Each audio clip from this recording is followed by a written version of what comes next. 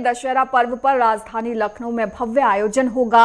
ऐशबाग रामलीला मैदान में 65 फीट ऊंचे रावण का पुतला दहन किया जाएगा। कार्यक्रम से पहले 1.5 घंटे तक रंग बिरंगी आतिशबाजी होगी। सांसद दिनेश शर्मा मौजूद रहेंगे, जबकि डिप्टी सीएम ब्रजेश पाठक और केशव प्रसाद मौर्य के आने की संभावना भी जताई जा रही है। शहर के 117 रामलीला मैदान में रावण दहन और मेले का आयोजन होगा। बाजार खाला और आपको बता दें कि जानकीपुरम में भी झांकियां और सांस्कृतिक कार्यक्रम होंगे। सुरक्षा के लिए पुलिस प्रशासन ने पुख्ता इंतजाम किए हैं। साथ ही ड्रोन से निगरानी भी की जाएगी। श्रद्धालु उत्साह और भक्ति के साथ इस पर्व में शामिल हो रहे हैं। सदर के दुर्गा पंडाल में हैं और तमाम महिलाएं व्रत के बाद, चूंकि शारदीय नवरात्र शक्ति का प्रतीक के रूप में मां दुर्गा की पूजा आराधना उपवास के बाद आज इस पंडाल में आरती करते हुए देखेंगे। आप मैम बताइए, पूरा 9 दिन कैसा रहा और आज विजयदशमी के पर्व की क्या तैयारी है? 9 दिन तो माता की आस्था में ही सबके बीतते हैं, पूजा व्रत उपवास में।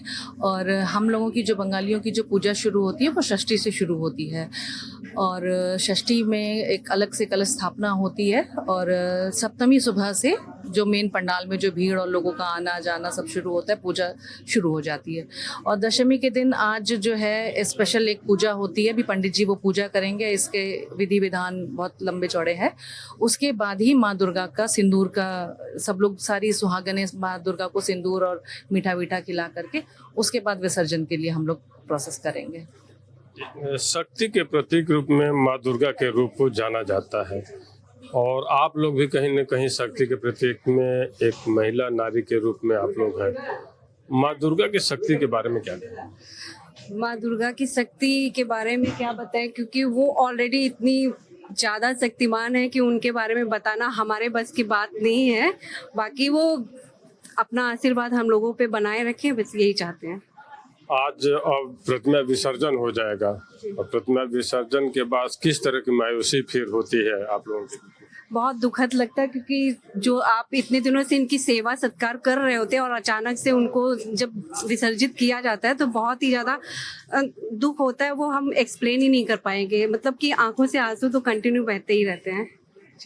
अभी जो पंडित जी पूजा कराएंगे, यहाँ जो पूजा अभी होनी है, उसके बाद और भी कोई कार्यक्रम है या फिर अब आप लोग विसर्जन के लिए निकलेंगे? नहीं, विसर्जन के लिए हम लोग निकल जाएंगे जगह। तो ये सदर कैंट इलाके का जो सदर दुर्गा पंडाल है, यहाँ पे जो महिलाएं हैं अब पूजा पाठ अंतिम चरण में है, अंतिम पड़ाव पे है और पंडित जी द्वारा जो पूजा की जाएगी वो यहाँ की अंतिम पूजा होगी। उसके बाद से प्रतिमा विसर्जन के लिए लोग निकल जाएंगे और लखनऊ में 117 जगहों पे इस तरह के मेले का आयोजन और तमाम प्रतिमा विसर्जन और रावण का पुतला दहन का कार्यक्रम रखा गया है। पुलिस प्रशासन अपनी तैयारियों में सुरक्षा व्यवस्था को चाक चौबंद करने में जुटा हुआ है। और उत्तर प्रदेश की बात कर लें तो शायद ही ऐसा कोई जनपद है जहां पे 25-50 जगहों पे इस तरह के पुतला दहन के कार्यक्रम न हो और तमाम मेले का आयोजन न हो। और कहा भी जाता है कि अच्छाई पे एक तरह से जिस तरह बुराई पे अच्छाई ने जीत दर्ज की थी, असत्य पे जिस तरह से सत्य ने जीत दर्ज की थी और रावण का जिस तरह से वध प्रभु श्री राम ने किया था, उसी के उपलक्ष्य में आज विजयदशमी मतलब दशहरा का त्यौहार मनाया जाता है। और ये हम चाहे रामायण की बात कर लें या सनातन धर्म की बात कर लें, इसलिए भी बेहद खास हो जाता है, क्योंकि कहीं न कहीं से विजयदशमी का ये पर्व, दशहरा का ये पर्व हमें अच्छे संस्कार, अच्छे बने रहने, सत्य के रास्ते पे चलने, सत्य को चुनने और सत्य के साथ ही खड़े रहने का एक महत्वपूर्ण संदेश देता है। वीडियो जर्नलिस्ट दिलीप के साथ मैं राघवेंद्र प्रताप सिंह, नेटवर्क 10 लखनऊ।